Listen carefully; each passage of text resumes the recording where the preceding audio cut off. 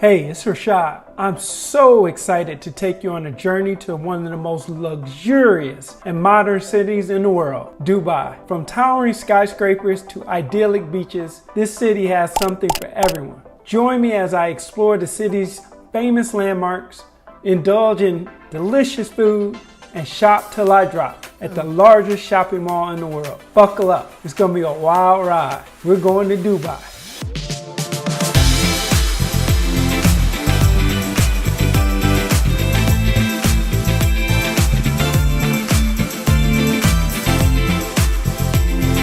Driving in, I noticed an amazing city that glows at night as my Uber driver was taking me to the hotel in the Marina District. We were driving and it just looks amazing at night. The city is so big and just driving through you see skyscraper after skyscraper. It's just breathtaking. There was also some low-level buildings that were close to the freeway that were lit up as well, and it kind of reminded me of Tokyo, the way everything was lit. Now in this video, I wanted to do something different, so throughout this video, I'm going to be telling you about how much everything costs. Stay to the end to get a full picture, including how much an adult beverage is. Let's get right into it though. I stayed at the Wyndham Marina Hotel, which is $150 a night. The hotel was pretty spacious and had a great customer service. I went in December, so the weather was about 80 degrees. It can be 120 in the summer, and I don't want any part of that. When it gets that hot, I start whimpering and whining like a little baby. So the first tip is go in the winter.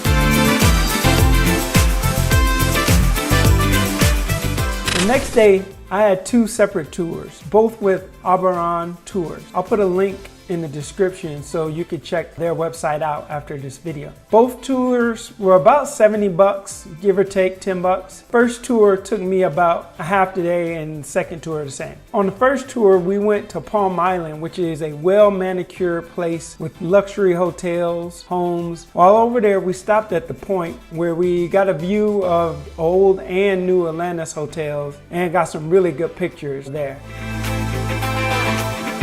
After that, we took a quick picture of some street art, and then we moved on to Al Khazar Hotel, where we took some more pictures of the grounds there. Now, this place is for the wealthy. One day I will be able to stay here, but today ain't the day. Rooms generally cost over $1,000 a night. So after taking some pictures of the grounds and acting like this was my luxury car, I immediately got the heck out of there. Next, we went to the mosque in Dubai, which was immaculate inside. Our tour guide taught us a little bit about the Arabic calendar, which was on the wall, and that was pretty fun. I would say if you go there, be prepared to dress properly, whether you're male or female. Basically, you'll need to be covered. They do have clothes for you to wear there, so you can go there, but if you don't want to wear like a kind of used set of clothes, make sure to bring clothes for yourself. Women, you'll have to cover your head, so that's something else to remember as well. I took some cool photos inside and out. Check me out and comment if you like the pics of me in traditional dress. After that, we headed to Zaabel Palace for a quick photo opportunity before heading to the Dubai frame. The purpose of the frame is for you to go up to the top and see the contrast between the old and new parts of Dubai. You're nearly 500 feet in the air, so it's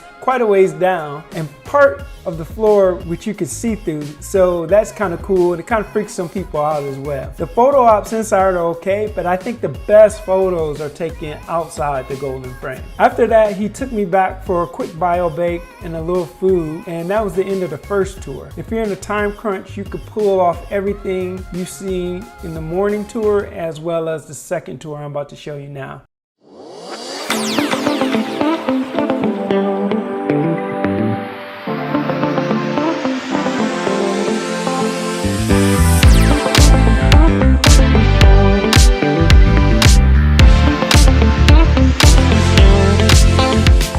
Now, this second tour is really a steal. It was unbelievable. Let me get right into it. We drove about an hour or so into the desert where we started riding some ATVs, which was cool. Then we took a picture of a falcon and did a little bit of sand surfing as well. By that time, the sun was starting to go down and we did a little brief camel ride before heading over to El Kamai, I think I'm saying that right, camp for the main part of our tour. The purpose behind this camp was to show you the traditional life in Dubai. Two things I really liked were the playful coffee barista, and I also also like the area where you could smoke shisha. Look at this video of me trying to be Snoop Dogg. The first entertainer of the night was this spinning dancer. It was really cool. I couldn't understand how they could spin 1,000,000 times in a row without falling down or losing their lunch. The costume was really cool too because it glue in the dark. Putting LED lights on that thing really mixed traditional with the modern touch. After the dance, we had some time to walk around and get things like pottery, buy traditional garments, or get henna tattoos. The performing area of the place was big, and there were traditional areas with cabanas on the outside, while there was kind of a performing stage where the presentations took place in the middle.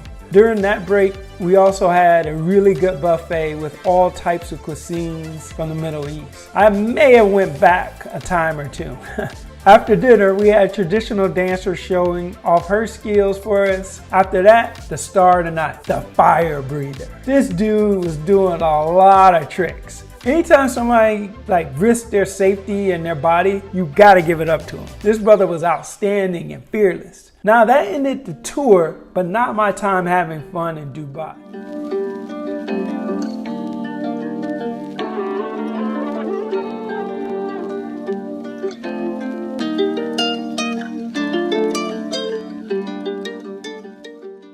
The next day, I went to the Dubai Mall, and it's just insane. It's got a 3-floor aquarium, movie theater, Rolex, Prada, Louis V, you name it, they had it. One of my favorite things there though at the mall was the waterfall. It's cool and calming and gives you a little break from the hustle of the mall. With all that walking around, I started to get hungry. So I went to the Time Out Market. If you've never heard of the Time Out Market, it's a bunch of small restaurants and bars, AKA a fancy high-end food court. I ate at 21 grams and had this dish, honestly can't even pronounce, but it was delicious. Immediately after eating, I went outside the market to the Dubai Fountain, which is one of the city's most iconic attractions. It sits at the base of the Burj Khalifa and shoots water jets 500 feet in the air, accompanied by also kind of lights and a music show. The fountain is nice during the day, but the cool water shows start at night. Now, here's a thing I know all you've been waiting for. The Burj Khalifa. And honestly, it's so big, it looks fake when you see it. It's easy to take pictures outside and you can either get a selfie or have one take a photo of you. The tallest building in the world is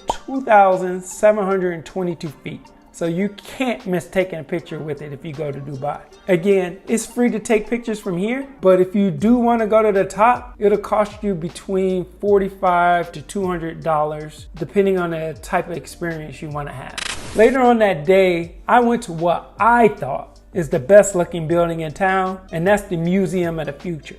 Outside is this beautiful Islamic writing. Inside, it takes you into the future on how they think life will be in Dubai later on this century. As you go from floor to floor, they have a number of educational as well as futuristic displays. The whole premise is to show you a glimpse of technologies on the horizon. There was a big focus on global warming, preserving our resources, and DNA preservation, which leads to my favorite room, was the one that had all the different species in tubes. This tour was awesome and a great way to get a glimpse of the future. The cost was about $40. And here's a pro tip. Make sure you go around the back of the museum and take a real cool photo of yourself from a distance. Later that night, I hung out in the Marina District where there are tons of shopping and also unlimited bars and restaurants for you to visit. I'll tell you what, drinks were really expensive. At a normal bar, you can expect to pay about $15 for a Corona, and mixed drinks are a tad bit more. They're actually a little bit better buy. Most people go out at night because of the heat, so anytime you go out, you can expect to see a lot of people out, including kids. As you walk around, the place is filled with different activities and things to do. One of the things I like to do is view all the cool buildings when they're lit up. The area was safe to walk around and you won't have any troubles. It's mostly just tourists from Eastern Europe. I went to one bar to watch the World Cup games in this place called Blah Blah. It's a nightclub bar with an amazing outside. They had music and dancing while I was there, but most people were just watching the game. This place would be really cool, go during the day to a pool party, because they had cabanas and a huge pool out there. Next time in Dubai, I'm definitely coming here to party, whether it's day or night. From the iconic Burj Khalifa to the stunning desert sand dunes, Dubai truly has something for everyone. I can't wait to come back and see what other exciting things the city has to offer. If you want to continue to go with me on these adventures around the world, please like, subscribe, and hit that notification bell, and you can be notified of future videos as we travel the world together.